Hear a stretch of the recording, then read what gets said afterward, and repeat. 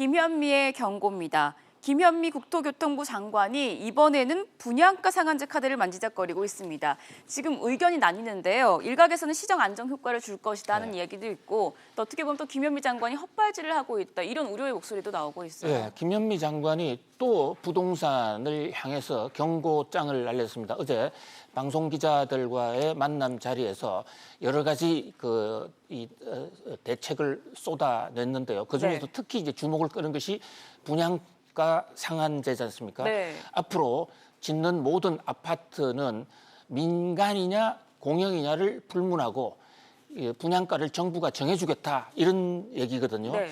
사실 가격을 정하는 상품의 가격을 정하는 것은 자본주의 시장 경제하고는 상당히 어긋난 것이죠. 일각에서는 분양가 상한제와 같은 가격 통제는 자본주의 자유 경제 폭이고 국가 통제 시대로 들어가는 것이다라고 아주 신란을 하고 있기도 합니다. 이 현재 지금 김상조 위원장 같은 분도 자신은 케인즈를 흠모하는 케인지안이다 이러는데, 그 유명한 정부 통제를 강조했던 경제학자 케인즈도 2차 대전 중에 영국이 가격 통제를 할 때 가격 통제는 안 된다, 이것은 나라가 망하는 길이다, 가격을 오히려 올리는 길이다 해서 케인즈가 영국 정부의 가격 통제를 해서 중엄한 경고를 날린 적이 있습니다. 사실 그 대목이 이 케인즈의 경고가 경제학계에서는 굉장히 유명한 한 얘기인데요.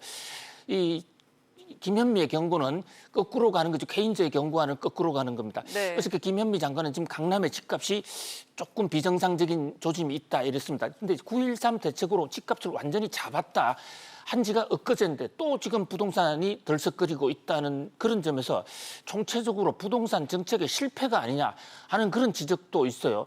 그리고 어떤 문제가 생길 때마다 하나씩 이렇게 조처를 내놓으면 그 정책의 또 다른 부작용이 일어날 수도 있고, 가장 큰 문제는 그렇습니다. 분양가를 일단 막으면 단기간에 가격은 잡을 수가 분명히 있을 겁니다. 네. 그런데 그걸 따라서 공급이 급격하게 줄게 되면 그로 인해서 시장에서의 그 부동산 가격은 중장기적으로 폭등할 가능성이 있는 거예요. 물론 김현미 장관은 이 부동산은 일반 상품과는 다르다라고 얘기는 하고 있습니다만은, 그러나 이 상품과는 달라서 당장에 그 반응을 하기는 어렵지만은, 그러나 시장에서는 1년 후, 2년 후에 공급이 줄어들 것이라는 그런 기대감만으로도 시장은 움직일 수도 있는 것입니다. 그리고 어제 또 이 기자회견 자리에서 저런 얘기를 함으로 인해서 그동안 강남이 지금 부동산 가격이 다시 오르는 것이냐, 마용성이 오르는 것이냐, 노동강이 오르는 것이냐, 이런 어떤 세간의 설왕설래가 있었는데, 정부가 또다시 부동산 카드를 만지작거린다는 것만으로도 서울의 부동산 가격이 또 오르는구나라는 그런 방증이 아니냐라는 그런 시그널을 줬다는 그런 면에서도 좀 더 현명, 더 좀 조심스러웠어야 되지 않나, 이런, 아무튼 분양가 이 자유화 문제가 다시 한번 이슈가 되는데요.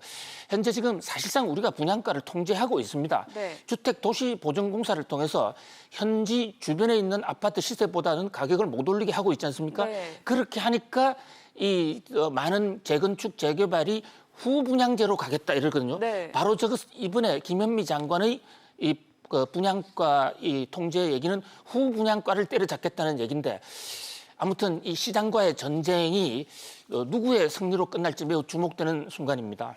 네, 6월 27일 목요일입니다. 오늘의 마지막 키워드도 함께 보시죠.